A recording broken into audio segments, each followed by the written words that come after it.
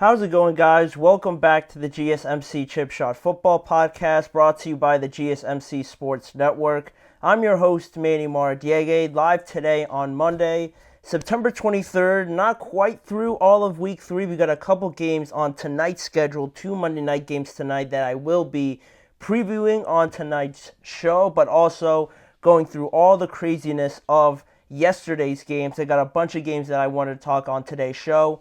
I'm going to preview one of the Monday night games to start off, but also we're going to be talking about the Dallas game with the Baltimore Ravens, the Eagles beating the Saints, and also the 49ers falling to the Los Angeles Rams as well. All of that stuff, the discussions around it, will be coming up on today's show. But before we dive into all of that stuff, I'd like to remind you guys, if you have any questions during the show, we want to hear about it. Your input is a big part of what makes this show great, and we thrive on your energy and insight. So whether it's a quick comment, a thoughtful question, or an opinion you just have to share, don't hesitate to drop it in the chat. And now, if you want to make it absolutely sure that your message stands out, there's an easy way to go about that. Just use the new Super Chat feature available to you guys. Just click the $ at the bottom of the chat box to send in your Super Chat.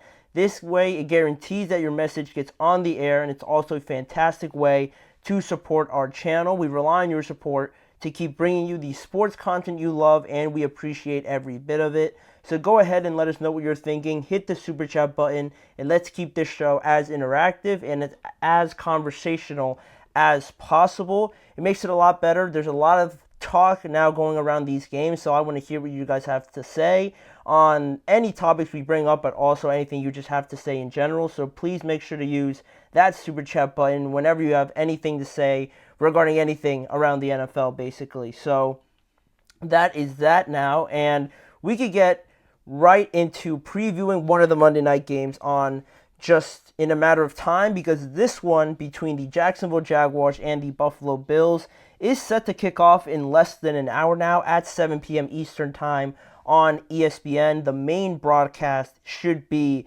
where this game is played. The main broadcast, but it's a little bit earlier, right? Because the Monday night games are usually at 8:15. The 8:15 kickoff will be later on between the Bengals and the Commanders that I'll also be previewing towards the end of today's show. But the earlier one here, just to get it going, will be at 7:30 p.m. Eastern Time. One of the Monday Night Football games. The Jaguars traveling to Buffalo, trying to look for their first win, and the Buffalo Bills trying to avoid their first loss. The Bills entering 2-0, and the Jaguars obviously at 0-2. Injuries surround both of these teams pretty heavily. Starting off with the Jaguars, a lot of injuries here to get to you guys before we get into the kickoff and more into what will transpire in the game. Their top defensive back was already placed on the IR, Tyson Campbell. Also, Darnell Savage is questionable heading into this game with a quad injury. Tank Bigsby also is questionable with a shoulder, and Evan Ingram, their starting tight end, has been ruled out with a hamstring injury. A lot of big name players there for the Jaguars on the offensive side of the ball, but also on the defensive side of the ball as well. And speaking about their offense, they continue to struggle in last week's loss to Cleveland.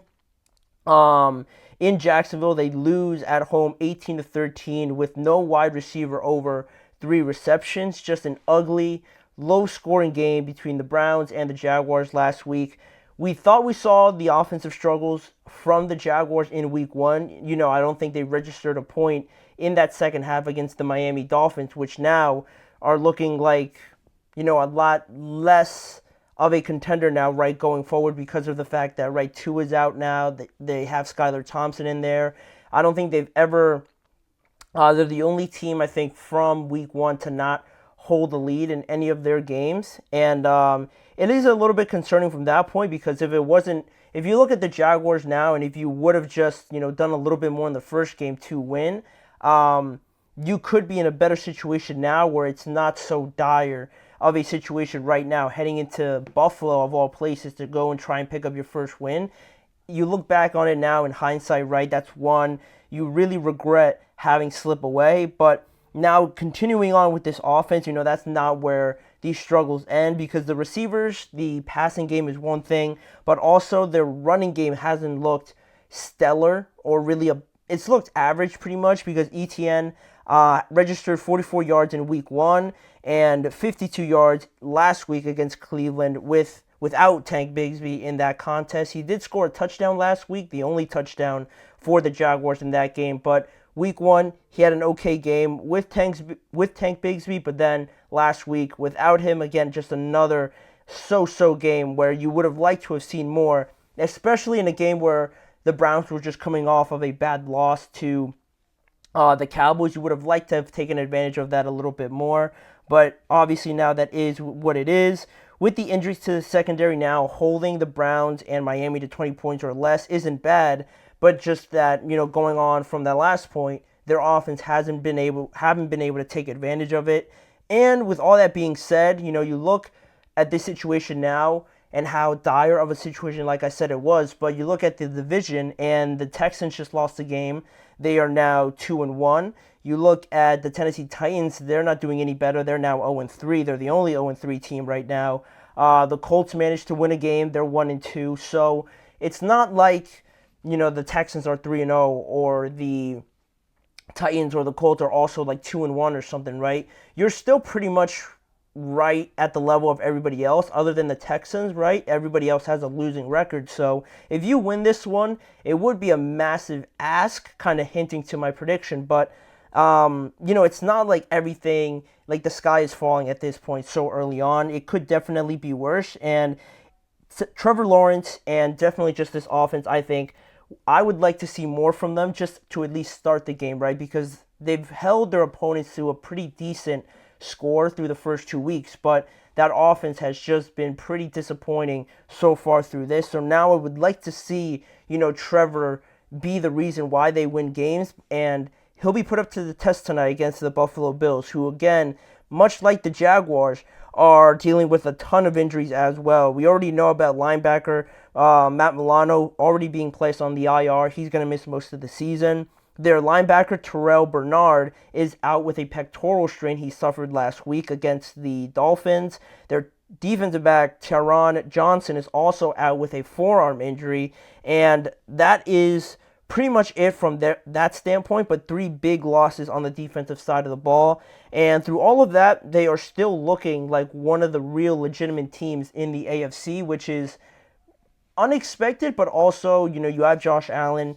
You have Joe Brady, apparently, who is really, really delved into sticking to this offense and just enhancing it in his second year with the Buffalo Bills. It seems to be the theme of all of these good teams, right? Fantastic play calling and executing their scheme the way that they want it, right? They dictate the pace of how the game's going to go. You look at them, the Minnesota Vikings, who just defeated the Houston Texans, the Saints to a degree. We're going to talk about more about them later on, but those are sort of that seems to be the blueprint right now for these really successful contending teams up to this point, and the Bills follow that right up until the T. And also, not only just their offense, but the defense as well. Gregory Rousseau, Von Miller, Ed Oliver are all getting to the quarterback, just pretty much rushing those 3 or 4 guys. So when you have that, you can put more bodies back there, and it becomes even more difficult to throw it around probably like 7 or 6 guys in the second half of the defense, all just trying to keep everything in front of them. They've got a good recipe going right now. No one's really challenged them yet from that standpoint, and that's where I kind of get into my key factors and matchups to look out for the Jaguars to kind of make this a contest, hopefully, for everybody watching, because the first matchup I wanted to pinpoint was the Jaguars offensive line going up against that Bills front 4, like I said. Last week, Trevor Lawrence got beat up by the Cleveland Browns. He was running for his life back there. Nothing really became fluent on the offensive side of the ball, so how well does this Jaguars offensive line kind of rebound off of that and force the Bills to bring an extra blitzer, bring 6 guys or something like that, and then have favorable matchups on the backside? Also, from the quarterback standpoint, Josh Allen against Trevor Lawrence, not directly, but their performances and how much they influence the game will be huge. Will Josh Allen have to be the Josh Allen from the Cardinals game, or more so like the Josh Allen from the Dolphins game, right? And are we going to see Trevor Lawrence sort of break through this stoppage, this roadblock that he seems to be stuck on, and really get the offense going this season. That's another one. And their Jaguars defensive coordinator, Ryan Nielsen, against Joe Brady. I think that'll be a very fascinating matchup to see how Ryan Nielsen tries to stop that running game, tries to keep Josh Allen within the reaches of his defensive line, which is very good. And if they could affect the game, last time they played the Jaguars, Josh Allen at the time for the Jaguars, now Josh Hines Allen, is, or was, I should say, all over Josh Allen, the quarterback, right? He got to him a bunch of times, and the Jaguars were able to pull out a win. So can they do that again, stop the run, and force guys like Keon Coleman and Dalton Kincaid and these other guys to really try and win them the game rather than just running it? And some more ideas around this game, which running back also will help negate the other team's pass rush, right? James Cook on one side, Travis Etienne on the other side. Which running back can sort of get their offense going, take away that pass rush, and just force them to play the run, and that way taking off some of the pressure on their quarterbacks, and also which supporting wide receiving cast can show up and kind of make or put their imprint on the game, basically, right? Because one side you have Keon Coleman, a rookie wide receiver, Khalil Shakir, guys like this, right? Dalton Kincaid from the tight end spot for the Bills, and then on the other side you have another rookie wide receiver in Brian Thomas Jr. No Evan Ingram, so that's going to be huge. You have Gabe Davis playing against his old team. Which one of those groups can really get into the ebbs and flow of this game and try and make an impact and help their quarterback out, right? Because I think this game is going to be decided a lot on which offense just looks cleaner, makes the less mistakes, can convert on third downs, all the sort of good stuff, right? And that's why I have more confidence in the Bills up until this point, just because the Jaguars are dealing with too many injuries, especially on defense. I don't like that when the Bills' offense has been so prolific.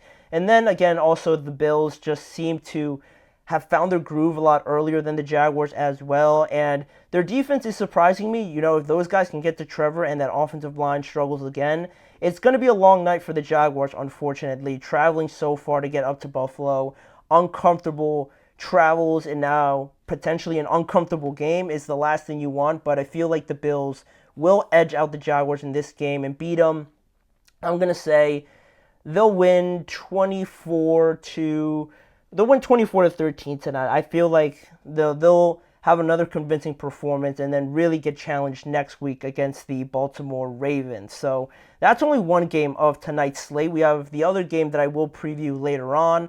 But after the break, we're going to talk about one of the bigger headlines from Sunday, the Dallas Cowboys losing again to the Baltimore Ravens, a closer one, 28-25, but still the same issues remain with this Dallas Cowboys defense. We're going to get into all of that, breaking down the game and what happened in it right after this break. You're listening to the GSMC Chip Shot Football Podcast.